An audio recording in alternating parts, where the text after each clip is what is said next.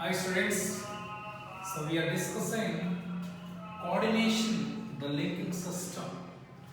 In last class we discussed about the nervous system, nerves. Nerve cell is the structural and the functional unit of this nervous system, nerve cell.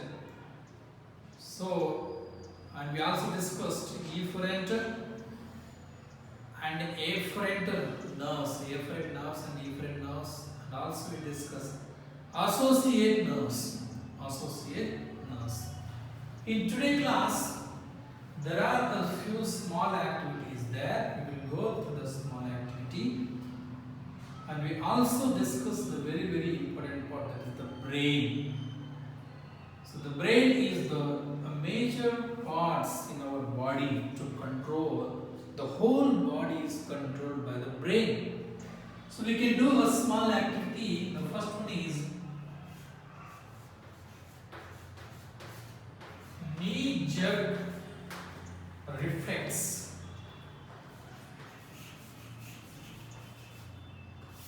Knee jerk reflex.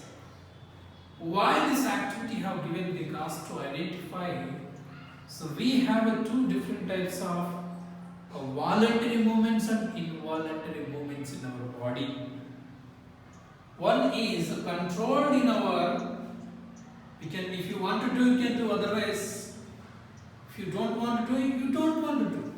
So there we can see, for example, kicking of football, it is in our control. If you want to kick the football, we want to do it. If I don't want to kick, so I don't want to kick. So it's in control. Some are voluntary movements. So some are voluntary movements. In some are, we can see the involuntary movements in our body. What is voluntary movements and what is involuntary movements is there in our body, we can see. First one is knee jerk reflexes. So you can see one diagram is there in your textbook. I will show the diagram. How the scientists or doctors, so he is striking the one of the girl knee with the help of a rubber hammer. So we also do this activity in our home, in lab also. You take a knee, if you keep this knees, this foot on these tables or a small chair, take another like a hammer, which was not it's iron hammer, we can take a rubber hammer is available in the labs. What we are going to do now, see, he is going to striking on the knees with a small hammer. What happens when you do practically? Even though this doctor is going to strike this rubber hammer on the knees, we can see the involuntary movements in the knees. It's like a knee jerk reflections. Can you observe? Even though the strike is not happens on this knee, what happens? You can see the muscles is going to like a pulley. You can see like a pulley. For example, you can see when you become ill, when you go to the doctors, when you get injected to the doctor injection, like this, it's happened. So this comes under the involuntary movements. It comes under the involuntary movement. There are so many muscles is there in our body, so they will go through the involuntary movements. Automatically it will happen. So, for example, I told you so many examples. When you look at this sunlight directly, what happens? Our eyes will automatically will close. Even if you don't want to, if you want to see directly, our eyes cannot see the directly lights of the sunlight. It will close directly. So the size of the pupils, when you go into the dark room, what happens? The pupil size will be increased automatically. It's involuntary movements. When you come away from the rooms, what happens? The size, pupil of size will be decreased automatically. It's involuntary movements. We can see the plenty of voluntary movements and involuntary movements. So once the food is kept into the mouth, it's an involuntary movement. If you want to keep the food, we can keep in the mouth. Once it masticated, once it entered the esophagus, it's become involuntary movements. It's a voluntary and it's an involuntary movements. We cannot re-get it. So masticating is a voluntary. Once it entered the esophagus, so it's an involuntary movements. Flowing of blood into the blood vessels, it's involuntary movements. Heartbeat is involuntary movements. So excretions, the waste material, involuntary movements. So we can see the plenty of involuntary movements in our body. They are not in our control. If you say stop heart beating, is it stop? It will stop? No, never. If it starts, we will go. So we can't survive. So we can see there are so many voluntary movements and involuntary movements. Next ones, we can see the reflex arc. We already told this reflex arc. The reflex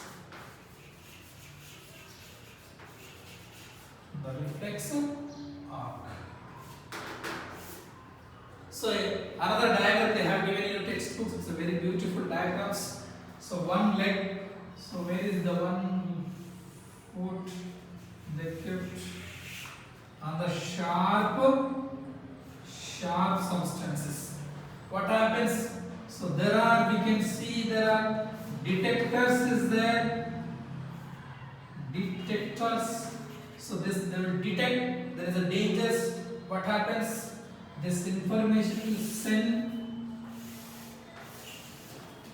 to the brain or the spinal cord by sensory neuron. Sensory neuron, the message will send to the brain of the spinal cord. You can see here interdependence, and we can see the spinal cord.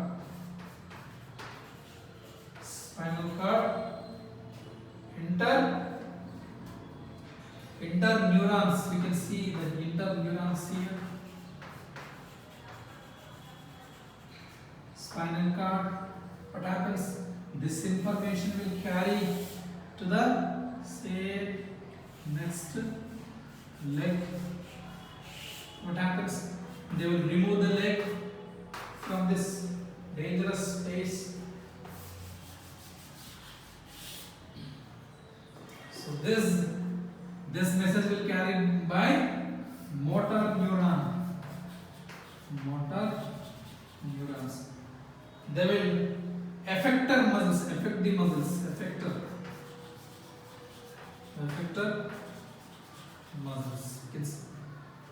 Like this. When you keep your foot on the sharp edges, if you don't have a sandals or shoes, and suddenly, unfortunately, what happens? The detectors, they will detect. So this is the danger. Sensory neuron carry message immediately to the brain. So there is interneurons is there. So this interneurons, finally the spinal cord or the brain will detect the message. So it is not good. It's a danger. Immediately the message will send to the motor neurons. So there are effector muscles is there. They will remove the hand from the dangerous. It will happen within a fraction of seconds, automatically. So our brain will work very fastly. So many times this diagram they have given in the final exams. So you can write. So the labels there.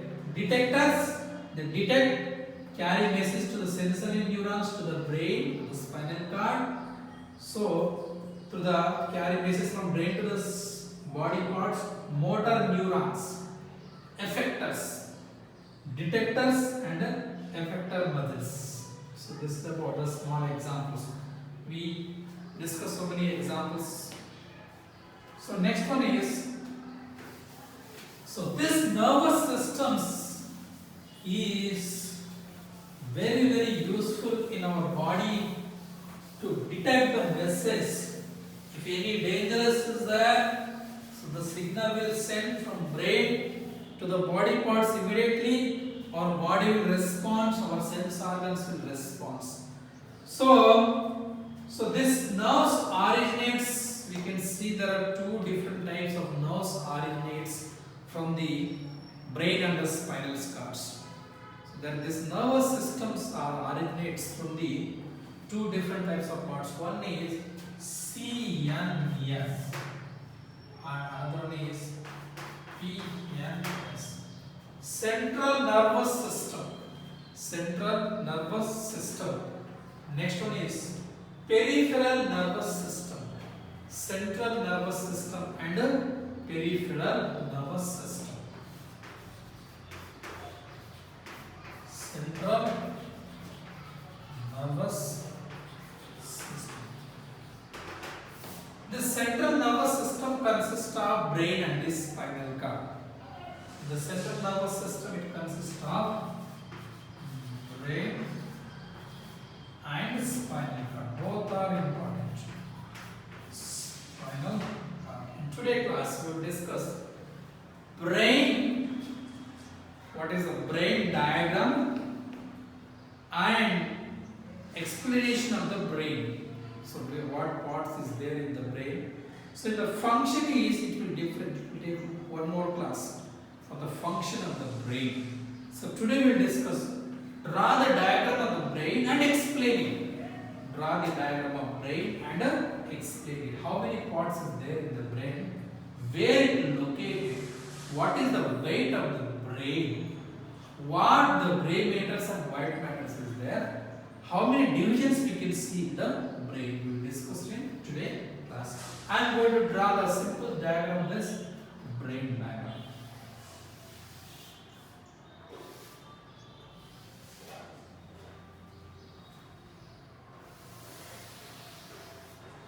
So brain diagram is very important for 2 marks also. Sometimes they will ask, and sometimes they will give the diagram and they will ask the label. Sometimes they will ask the functions of the brain.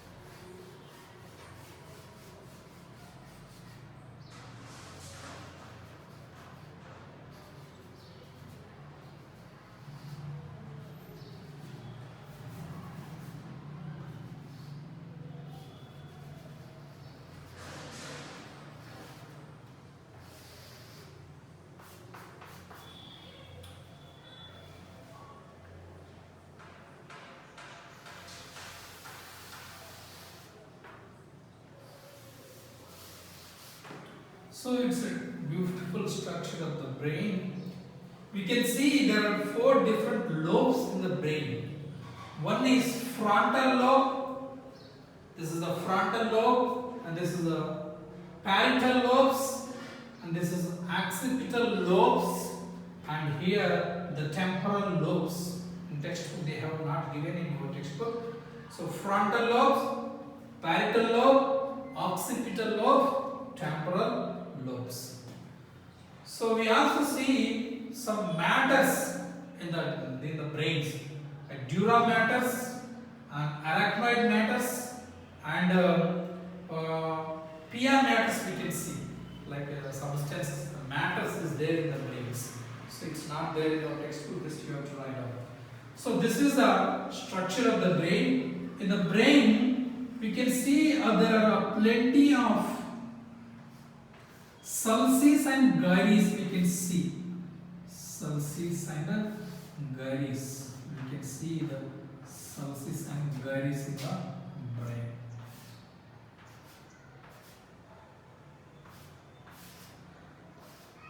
So the elevation and depression parts in the brain. Sulcis and gyres. So this brain has divided into 3 divisions. One is cerebrum. Cerebrum, the big brain, the largest brain, cerebrum. cerebrum. Second one is a midbrain. It's optic lobe. Midbrain and optic lobes. The last one is cerebellum. Cerebellum, the flower-like parts. Cerebellum. Here we can see like a small botany size structure in the brain. It's called as pituitary glands. Pituitary gland. Also we can see a medulla oblongata.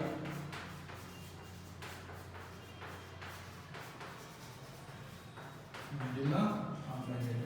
Spinal cord.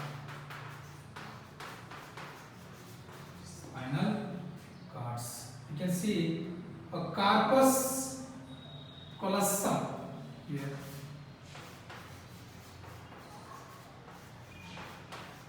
Corpus callosum. And we can see the diencephalon.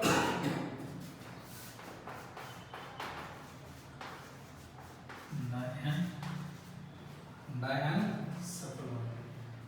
Pons varolii. Here we can see the pons. These are the main parts: cerebrum, corpus callosum, diencephalons, cerebellum, forebrain, midbrain, hindbrains. We can divide three divisions: forebrain, midbrain, hindbrain. Forebrain, midbrain, hindbrains. So come to the explanation of this brain. Actually, compared to all the organisms, all the animals, human brain is the largest weight of all the other organisms. And compared to all the animals, the human brain is the largest. Human brain is the largest compared to all the other animals. So it needs more energy. It needs more oxygen. Around 20% oxygen the brain is required. The brain needs more energy. It needs. The more energy the brain needs. Actually, the brain located a hard bony-like structures. This is the hard and bony-like structures. This bony-like structure is called as cranium. Hard bony-like structure. Bony-like structure is called as cranium. This brain is located a hard, bony-like structure is called as cranium. So cranium.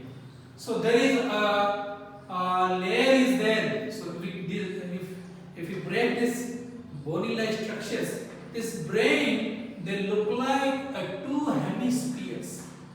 Exactly two hemispheres. They divide into right and left. We can see there is a small gap is there. Like they look like this.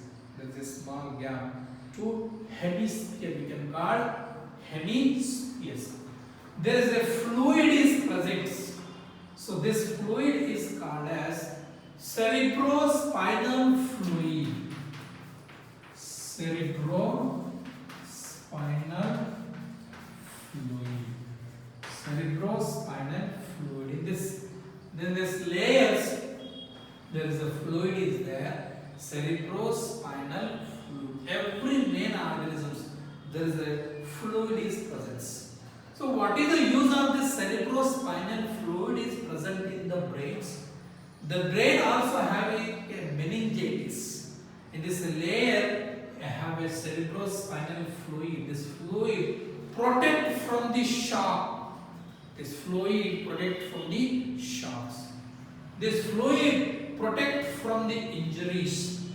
Protect from the injuries. If you fell down, so this fluid will protect.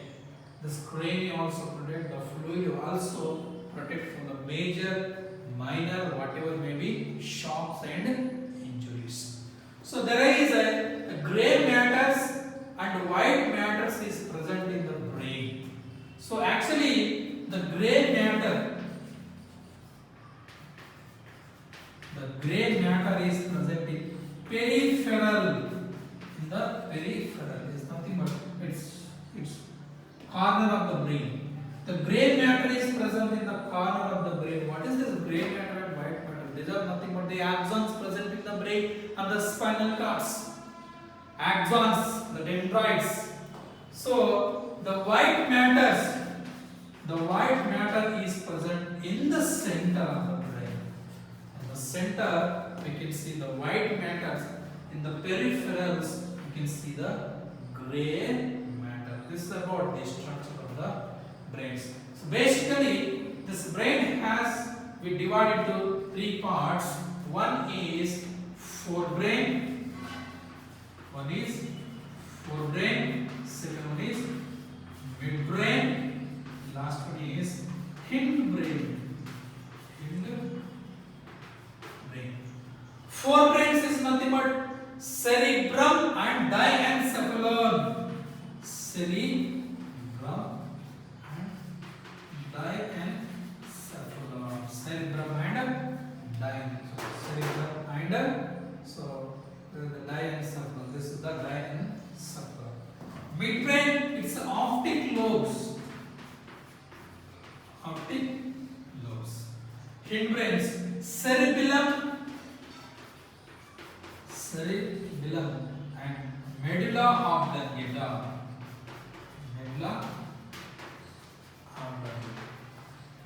Cerebellum and medulla oblongata. So this brain has divided three divisions. One is forebrain, midbrain, hindbrains. Forebrain consists of cerebrum and diencephalon. Midbrain consists of one that is optic lobes. Last one is hindbrain consists of cerebellum, medulla oblongata. So this is the diagram and explanation. If they ask questions, explain the brain with the help of diagram. You have to write this information. If they ask the function, so that is the difference. The function is, so what is the function of the cerebrum? What is the function of the diencephalons? What is the function of the optic lobes? What is the function of the cerebellum? What is the function of the medulla oblongata? That is another table itself. Use one more 4 marks questions. That is difference. Okay. Today we discussed knee jerk reflex, and we also discussed the reflex arc. Please draw this diagram also. Reflex arc. This is important. So many times they asked in the final questions. Reflex jerk. Draw the diagram and label. That's it. Information is not required. So second one is central nervous system. Diagram and explanation. 2 questions. One is reflex arc diagram. Second one is central nervous system diagram and explanation. Table is not required. I will explain in next class. Table. Function is not required. Only the information about the brain. Okay. Thank you, students.